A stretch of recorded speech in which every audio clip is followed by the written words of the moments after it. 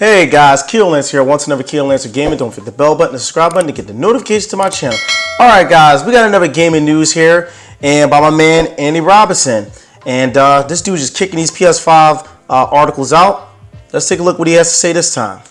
Sony details PS5 controller haptics, adaptive triggers, and USB-C confirmed. Haptics can enable astonishing effects in games, it's claimed. Alright, we'll see how true this is.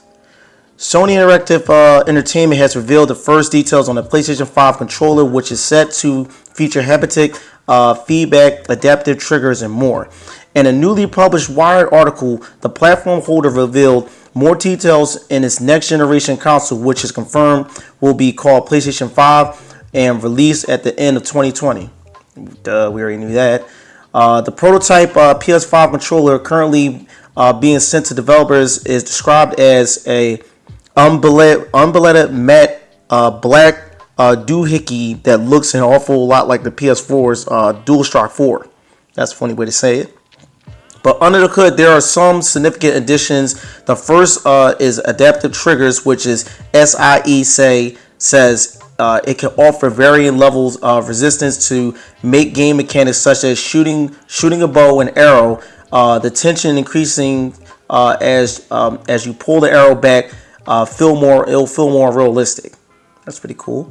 PS5 controller, which will switch to USB-C for charging, also includes a haptic feedback with highly programmable voice coil detector located in the left and right grips of the controller. Combined with an improved speaker on the controller, the haptics can enable astonishing effects, claims Wired.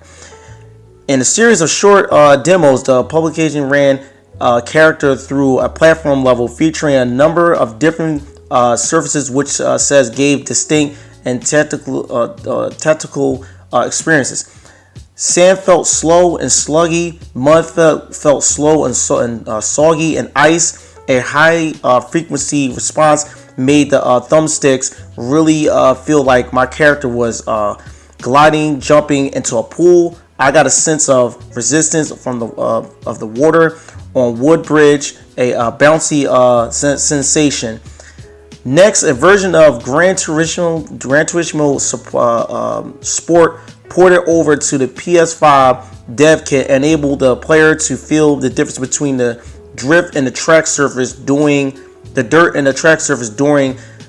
same thing on the same track using the DualShock 4 on the PS4. That sensation disappeared entirely, the article said. The PS5 controller's large capability, battery, and haptic motor make it a bit heavier than the PS4 DualShock 4, it claims. However, product manager Toshi Oki said the final version will come in a bit lighter than the current Xbox controller with batteries in it.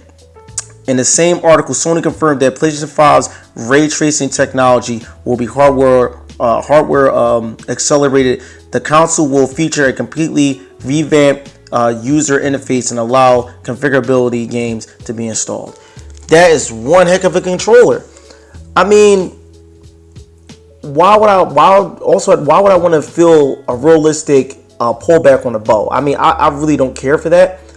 I just want to play the freaking game. I really don't care about how innovative the controller is going to be. As long as it feels good, as long as it has good vibrations, as long as it's comfortable for my hand. All that extra additional stuff I really don't care for. Enhanced speakers, wow, that's cool. It probably visually looks the same as a PS4 controller, which is cool. I mean, I love Sony's controller. I think the PS4 controller is the best controller they ever made, beside the regular PlayStation controller. That controller will always be one of my favorites because, hey, when I first started gaming, like hardcore gaming, PlayStation was my first system that I owned, and then PS2 was another, and so forth and so on. And that controller, it's just so state of the art to me. It's just so rememberable to me. And I'm not gonna lie, I think the PS4 controller feels almost a little bit heavier compared to the old PlayStation controller. Nah, maybe I could be wrong. Maybe I need to unbox my PlayStation controller again and my PS2 controller and my 3 to see which ones feel heavier. But as far as though like feeling the whole realistic sensations like from dirt roads and stuff like that when you're drifting your car, I don't really care about that stuff. I mean, yeah, okay, maybe it's a cool addition for other people to get in on, but I don't know. I really don't care about that stuff. It's always been about the gaming to me, and the other stuff just been an extra plus. It's the same thing with my PlayStation headsets. It got all these other mod features that you can put for your headsets. Personally, I really don't use all those things. I mean, hey, I play action games and first-person shooters. Like, I think for the most part, I think I've been using one mod, but I haven't changed it in a very long time. So them adding this extra additional feature to the PS5 controller doesn't really do anything for me. But if it does something to you guys and if it excites you, that's fine. But just give me the doggone controller so I can play the doggone game. But anyway, guys, that about does it. We have more PS5 news coming to this channel, guys. Don't forget to hit the bell button and subscribe button to get the notifications to my channel. This is Keel Lancer, and we got more.